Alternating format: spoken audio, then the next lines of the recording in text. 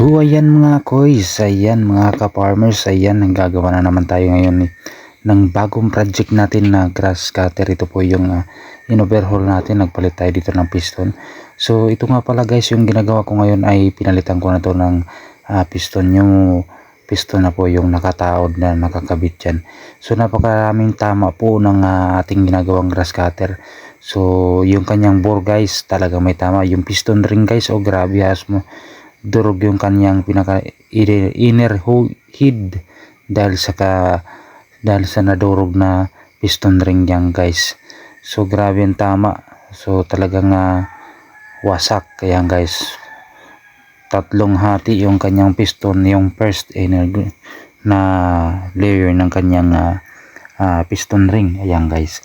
So yan, tuloy-tuloy pa rin tayo sa paggawa guys dito sa ating ginagawang project na grass cutter. Ayan guys, supportan nyo lang ko guys, like and share guys sa mga videos namin. Thank you so much at malaking suporta na po yan para sa aking BB na ayan, makikita nyo guys, grabing tama ng piston na yan guys. So talagang ayan guys, yung ating bagong kabit na piston, new piston na po yan, pinakabago po.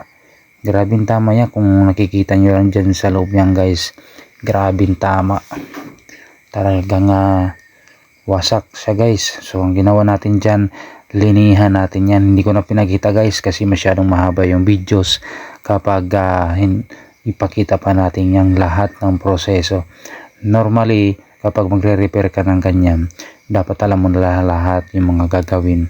So ito nga palang Kawasaki TD40 ay isang pinakamasilan na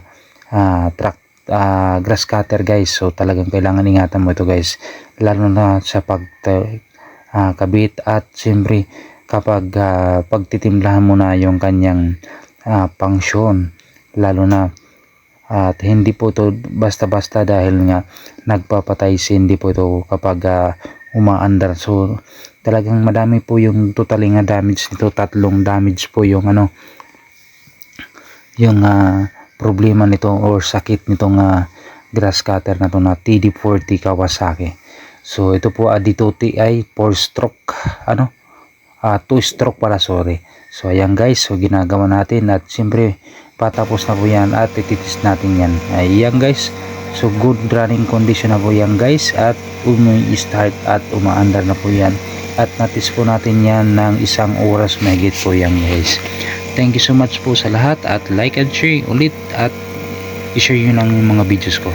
Thank you so much, malaking bagay na po yan sa akin at malaking tulong na po yan sa aking vlogging content. Thank you so much at saka pagsuportahan lang po tayo, magtulungan lang po tayo para sa mga gusto mag-share dyan.